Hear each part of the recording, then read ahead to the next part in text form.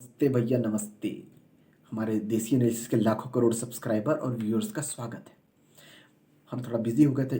अब टॉपिक को जल्दी जल्दी कवर करते हैं और बढ़ाते हैं गाड़ी को। सबसे पहले सुप्रीम कोर्ट का ने अपना दरवाज़ा बंद कर दिया है विद्यार्थियों के लिए और साफ साफ कह दिया है कि भैया तैर के पहुँचो, लड़ के पहुँचो, उड़ के पहुँचो, पैदल चल के पहुँचो, साइकिल से पहुँचो, बस से पहुँचो, ट्रेन से पहुँचो, जैसे पहुँचना पहुँचो। तुम एग्ज़ाम सेंटर नीट जेई का पहुँचो और एग्ज़ाम दो और काम ख़त्म करो। हम तुमको रोक वोक नहीं लगाएंगे। सरकार ने पहले ही बोल दिया था कि हम लेंगे ही लेंगे एग्ज़ाम। अब कोर्ट ने भी बोल दिया तुमको देना ही देना ही पड़ेगा एग्ज़ाम। अब विद्यार्थियों के हाथ में कुछ भी नहीं है और विपक्षी पार्टियां थोड़ा बहुत तीन पाँच करते हैं, जैसे राहुल बाबा, कांग्रेस, अखिलेश, ये लोग कह रहे हैं कि विद्यार्थियों के साथ इंसाफ नहीं हुआ है। उनको लगता है कि वोट बैंक साध लेंगे ये। उनको पता ही नहीं है कि आज का सारा वोट बैंक जो है हमारे युवाओं का राष्ट्रवादियों के साथ है। बहरहाल अगला देश में कांग्रेस पार्टी जो है वो अपने लिए नया अध्यक्ष चुनने के लिए CWC की मीटिंग बुलाई। उसमें पूरी सर्वसम्मति से फिर से डिसीजन यही हुआ कि सोनिया गांधी ही हमारी अध्यक्ष रहेंगी। राहुल गांधी ने पहले ही मना कर दिया। कुल मिलाकर के पूरा मेहनत सोनिया गांधी ने, सोनिया गांधी को, सोनिया गांधी से, सोनिया गांधी के लिए, सोनिया गांधी को दोबारा चुन लिया। और इस बार सोनिया गांधी ने फिर कहा है कि जब तक नया नेतृत्व नहीं आ जाता तब तक मैं फिर से कारभार संभालूंगी। पूरा नाटक नौटंकी इनका ऐसे ही चलता रहता है।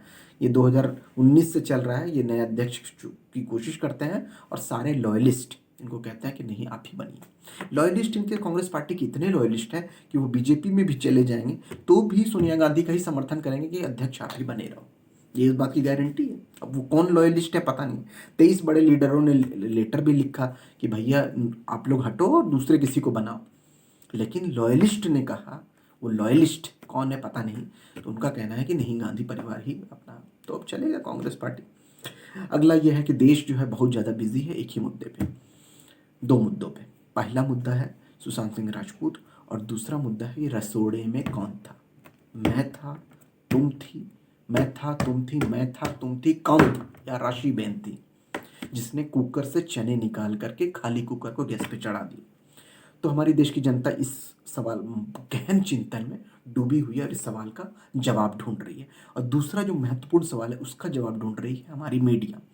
15 से 25 चैनल इसी बात पे लगे हुए हैं सुशांत सिंह राजपूत और रिया चक्रवर्ती को लेकर के। रिया चक्रवर्ती इनका फाइनली इंडिया टुडे को इंटरव्यू मिल गया। इंडिया टुडे पे आकर के उसने अपनी बात कही। वैसे ये बेहतर है कि दूसरा पक्ष भी रखने का मौका मिला। लोगों का कहना है कि बाइस्ड इंटरव्यू है या ट्यूटर्ड इंटरव्यू है, ऐसा भी कह सकते हैं। मैंने बहुत ज़्यादा ध्यान नहीं दिया, लेकिन सीबीआई है, करने दो यार सीबीआई को काम। ईडी है, सीबीआई है, मुंबई पुलिस है, हो जाएगा फैसला। कोर्ट में केस चल रहा है, इतना ज़्यादा बोमकेस बख्शी बनने की क्या ज़रूरत है। और लेकिन हमारा देश बिजी है इसी चीज़ों में। ना तो बेरोजगारी पे बात, ना जीडीपी पे बात, ना इकोनॉमी पे बात, ना लोगों के आत्महत्या करने की बात, ना रेप, बलात्कार, अपराध फैले हुए।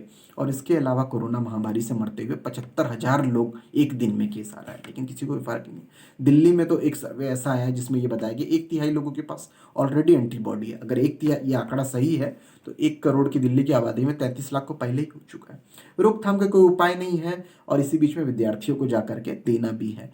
अगर मतलब विद्यार्थी अगर एग्ज़ाम में अच्छा लिख दिए और किस्मत से जिंदा भी रह गए तो मेडिकल और इंजीनियर करके डॉक्टर तो ज़रूर बन जाएंगे, या फिर किसी इंजीनियरिंग कर लिए तो किसी आईटी कंपनी में घटिया सा काम भी करने लगेंगे। अगला ये मुद्दा है कि सुरेश चौहान के, जो सुदर्शन टीवी के एंकर महोदय हैं, उन्होंने कहा है कि अब यूपीएससी जिहाद चल रहा है। ये सुरेश चौहान के साहब जो एक सुदर्शन टीवी चलाते हैं और बिल्कुल पूरी तरह से राष्ट्रवादी आदमी है। अब बताइए, जो लोग कल तक पंचर और ज़्यादा से ज़्यादा मैकेनिक वही काम बढ़िया करते थे, या बिरयानी, यही काम वो लोग यूपीएससी क्लियर कर रहे हैं और ये यूपीएससी जिहाद है। और उसके एवज में जामिया ने कहा है कि हम सरकार के पास जाके शिकायत करेंगे। सरकार के पास? भैया वो सरकार का ही है पत्रकार, सरकार के चैनल, सरकार का पत्रकार, सरकार का मुखपत्र, सरकार का पक्ष, सरकार का चेला। अब उसी के खिलाफ हमको लगता है कि जा करके फिर लाठी न खा के आ जाए जामिया वाले। अपने घर में बैठे रहें, मार वार ना खाएं और यूपीएससी यूपीएससी की तैयारी जरा कम करें। बहरहाल लोगों ने कहा कि इस तरह के आदमी को इग्नोर कीजिए।